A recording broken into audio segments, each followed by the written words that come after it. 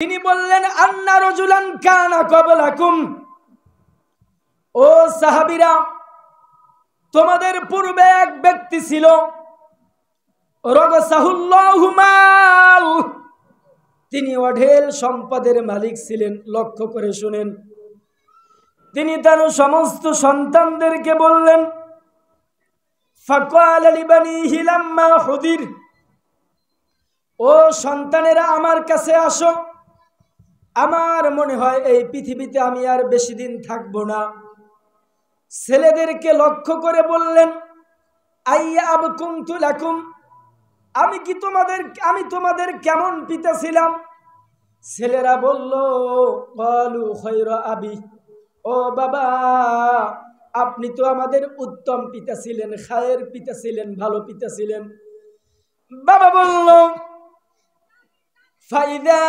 বলল ফাইন্নী আমাল কত্তু, তোমরা তো বলতেছো আমি তোমাদের ভালো পিতা ছিলাম, কিন্তু সুন্দর কোন কাজ আমি এই পৃথিবীতে রেখে যেতে পারি নাই।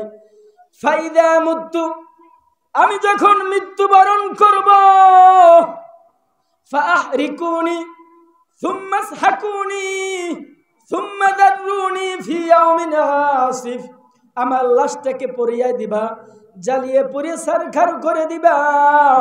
প্রবল বাতাসের যখন ছাড়বে, ওই বাতাসের মধ্যে লাশের ছাইগুলো উড়িয়ে দিবা।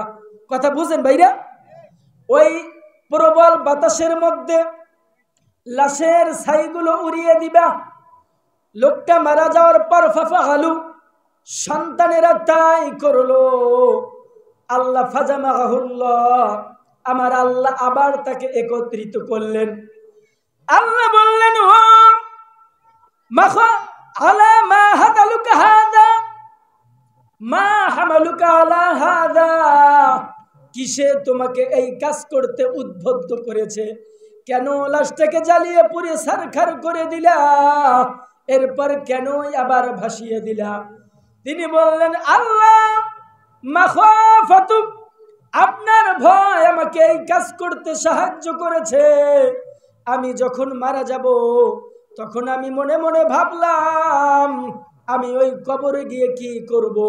আমার লাশ যদি জ্বালিয়ে দেয়, আমার আগুন আমার ছাইগুলো যদি শেষ করে দেয়, বাতাসে ভাসিয়ে দেয়, হয়তোবা আপনি আমাকে আর পাবেন না, আপনি আমাকে শাস্তি দিতে পারবেন না। মাখাফাতুক, আপনার ভয় আমি এই কাজ করেছি। আল্লাহ বললেন, ফাতালাক্কাহু বিরহমাতিল্লাহ, এই কথা বলার সাথে সাথে যখন তুমি বলেছো আমি আল্লাহকে ভয় করেছি, ফাতালাক্কাহু বিরহমাতিল্লাহ, আমি আল্লাহর রহমত তোমাকে বিষ্টন করে ফেলেছে। শক্তি দিয়ে বলি আল্লাহু আকবার।